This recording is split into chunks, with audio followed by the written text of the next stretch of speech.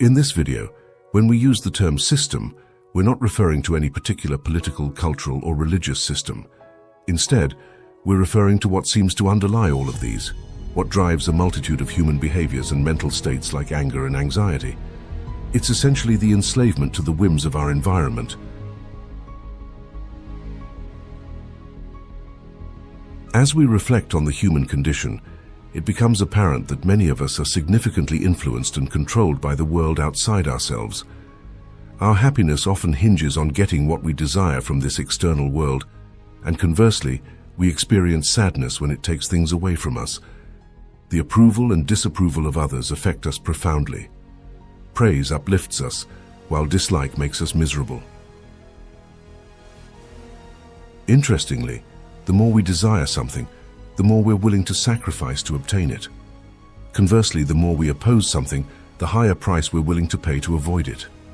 These cycles of desire, aversion, love, hate, like, and dislike leave us in a perpetual state of fear, making us susceptible to manipulation through shaming, blaming, and the allure of external entities like large corporations, political parties, and cults, all seeking something from us. In this way, the world governs us, dangling carrots on sticks like a donkey rider, and most of us obediently follow from birth to death, much like cattle. However, what if we were to reject the carrot? What if we chose to escape this system? The ancient philosophy of Stoicism revolves around attaining freedom from the whims of our environment. It's important to note that achieving freedom from this system doesn't involve destroying our surroundings. The external world isn't to blame.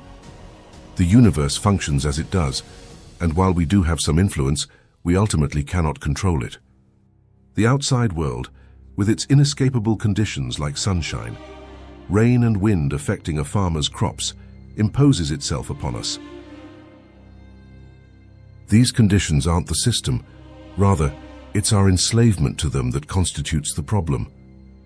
So, why do we allow the waves of fate to swiftly sweep us away? Why do even the smallest misfortunes and bits of luck manipulate our emotions like puppeteers? Epictetus, a Stoic philosopher, provides insight into this.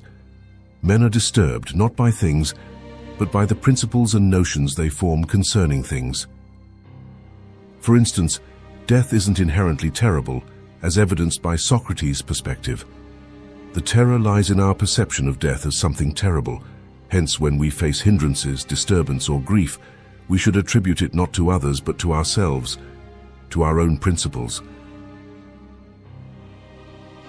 The system operates as long as we feed into it. The more we attribute tragedy and fortune to what's natural and beyond our control, the more our emotional state is determined by chance. Fortunately, Stoicism offers us invaluable wisdom to break free from this system. Here are 7 Stoic principles that can guide us in replacing a highly vulnerable, erratic, and tumultuous way of living with a peaceful and liberated existence. Before we begin, please do verify if you're subscribed. And as usual, don't be weak. Stay until the end. Don't miss the chance to master your emotions. Grab the self-knowledge ebook now. Click the link in the first pinned comment and unlock your true potential. Number 1. Maintaining cheerfulness, regardless of circumstances. How much time have we wasted hoping for favorable outcomes and dreading the arrival of unfortunate events? How many hours have we spent in tears because the future unfolded differently than we had envisioned? Humanity has become adept at grappling with fate and consequently enduring the inevitable pain it brings. Our resistance to uncertainty has become a lucrative industry, and our fear of adversity provides an opportunity for exploitation. Many attempt to sell us promises for the future, offering illusions of safety, protection for ourselves and our loved ones, and guarantees of avoiding unpleasant experiences. As slaves to our preferences and aversions, we try to outsmart fate by manipulating our surroundings to ward off misfortune. However, we cannot lock every door in the vast mansion of life, nor can we patrol every street and alley of reality. Despite investing substantial time, effort, and money in protective measures, fate always prevails. Therefore, true escape from the system lies in accepting whatever comes our way, instead of paying a hefty price to futilely resist the inevitable. By embracing this perspective, we are less likely to allow others to capitalize on our fears, and will experience less disturbance when adversity strikes. Seneca eloquently stated, "Why then should we be angry? Why should we lament? We are prepared for our fate. Let nature deal as she will with her own bodies. Let us be cheerful whatever befalls, and stoutly reflect that it is not anything of our own that perishes." Number 2, diminishing concern for reputation. Stoics view reputation as a preferred indifferent. It's pleasant to possess, but not essential for happiness. Moreover, like anything external, reputation is ultimately beyond our control. Some individuals spend a lifetime meticulously crafting a good reputation, only to see it shattered by a single misstep. Conversely, others lead lives of misconduct and complete disregard for their societal standing, yet they suddenly attain fame and admiration by chance. The conclusion is clear: reputation is as capricious as the wind. The more we value our standing, the more we become reliant on the opinions of others, which are inherently unpredictable. Additionally, when we overly concern ourselves with others' opinions, we make ourselves susceptible to manipulation and exploitation, ultimately becoming enslaved to the environment. Epictetus argued that our desire for a good reputation should not hinder our mental well-being. If necessary, we should be willing to accept things like shame, blame, exclusion, and ridicule, if doing so allows us to attain tranquility and freedom. These latter states are within our control, and thus unaffected by and independent of the opinions and judgments of others. Number 3, developing the skill of endurance. Most of the time, when we find ourselves in an undesirable situation, our immediate inclination is to seek a quick escape. However, this is not always possible. Consequently, we often resort to complaining, lamenting, and feeling miserable, believing that we are entitled to a better circumstance. In truth, we are not fundamentally entitled to anything, and many times, the best approach to handling a situation is to endure it. How often have we strayed from our chosen path, betrayed our moral compass, or compromised our values simply because we were averse to enduring pain? Pain wields great power, compelling good people to engage in unethical behavior or refrain from performing virtuous deeds. Pain remains a tool for control, and in our endeavor to evade it, we inadvertently fall into the trap set by those attempting to exert control over us. Thus, we become willing to trade our freedom for a little respite from pain and discomfort. If enduring painful situations proves to be challenging, we can turn to the wisdom of Marcus Aurelius. His meditations teach us that endurance isn't necessarily negative. Endurance can serve a purpose, offering something beneficial to us, even if its consequence might be death. In his words, everything that happens is either endurable or not. If it's endurable, then endure it. Stop complaining. If it's unendurable, then stop complaining. Your destruction will mean its end as well. Just remember, you can endure anything your mind can make endurable by treating it as in your interest to do so, in your interest or in your nature. This approach can be likened to Albert Camus' interpretation of the Greek mythological figure Sisyphus. The gods condemned Sisyphus to eternally push a rock uphill. His path to liberation lay in fully embracing his fate, such that his punishment ceased to be punitive. Number 4, letting go of people. Strong attachments to individuals can have profound and often detrimental consequences. These attachments can lead us to a point where the fear of losing the person we're attached to starts dictating our lives, compelling us to make desperate moves to avoid the inevitable separation. The love story between Padme and Anakin in the Star Wars prequels vividly illustrates the dangers of unhealthy attachments, showcasing how they invite dark forces to manipulate and enslave us. Palpatine effectively exploits Anakin's fear of losing Padme, resulting in dire consequences.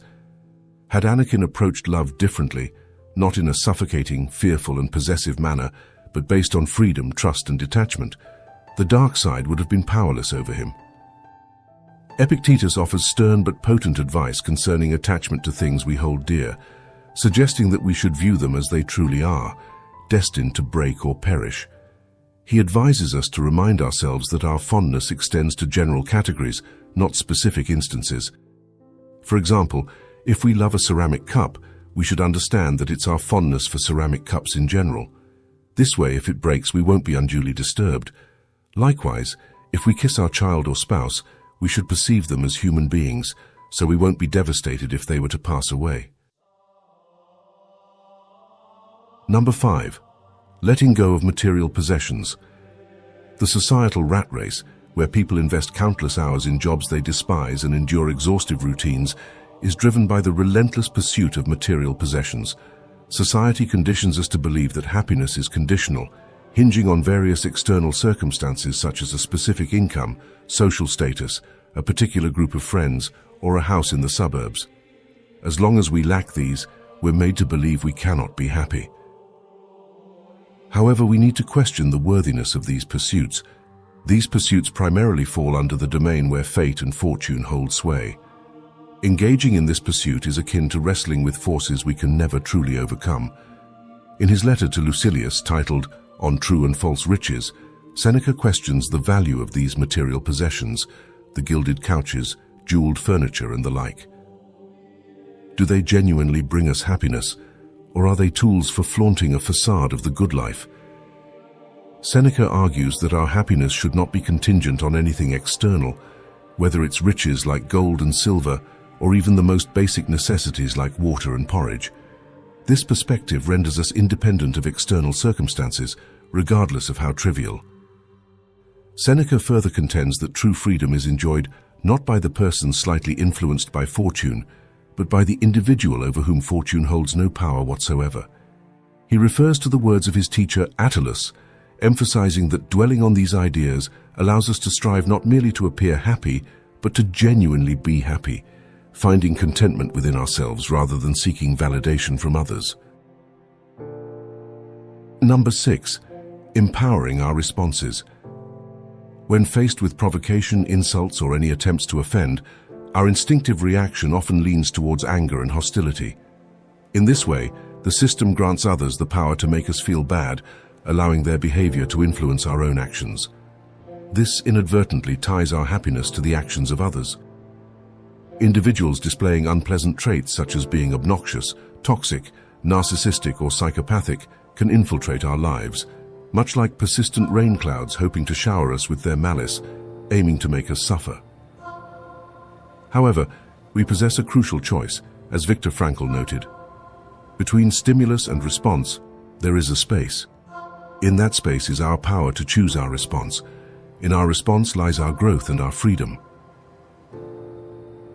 If we respond to these individuals with anger, fear, or hostility, we essentially hand over the key to our emotional well-being. Conversely, choosing to be indifferent to them prevents them from infiltrating our hearts and minds, merely polluting the space around us. By making this choice, we safeguard our freedom and inner tranquility. The lesson here is clear. We are only slaves if we choose to be or fail to realize that we have the power to choose freedom. Number 7. Embracing mortality. Some argue that the fundamental root of all fears is the fear of death. Similarly to the fear of pain, the fear of death can significantly shape our way of life. The Stoics contend that a virtuous life holds greater significance than a long life. While we have no control over the length of our life, we do possess agency over the quality of the life we lead. Fearing death might lead us to exist merely to avoid it, rather than truly living and making life exceptional. This fear prompts us to constantly evade even the slightest hint of danger and seek circumstances that provide an illusion of safety, turning us into anxious sheep following any shepherd promising another day of light. However, no shepherd can save us from life's inevitable consequence, the disintegration of our perceived selves and the return of our physical bodies to nature. Fearing death is futile and worse, dangerous, potentially preventing us from living courageously and virtuously. Marcus Aurelius argues that death too is a natural occurrence, akin to growth, maturity, or the first grey hair. Everything comes into existence, passes away, and transitions. A thoughtful person should anticipate death not with indifference, impatience, or disdain, but by acknowledging it as one of life's inevitable events. In the same way, we anticipate a child's emergence from its mother's womb. We should await the hour when our soul will emerge from its earthly vessel. And that's it for today. I really hope you liked this video. Please be sure to check out the ebook here in the pinned comment. I guarantee you will like it. If you've made it this far, comment something so I know you watched until the end. For your attention, thank you very much. May you be with the Creator.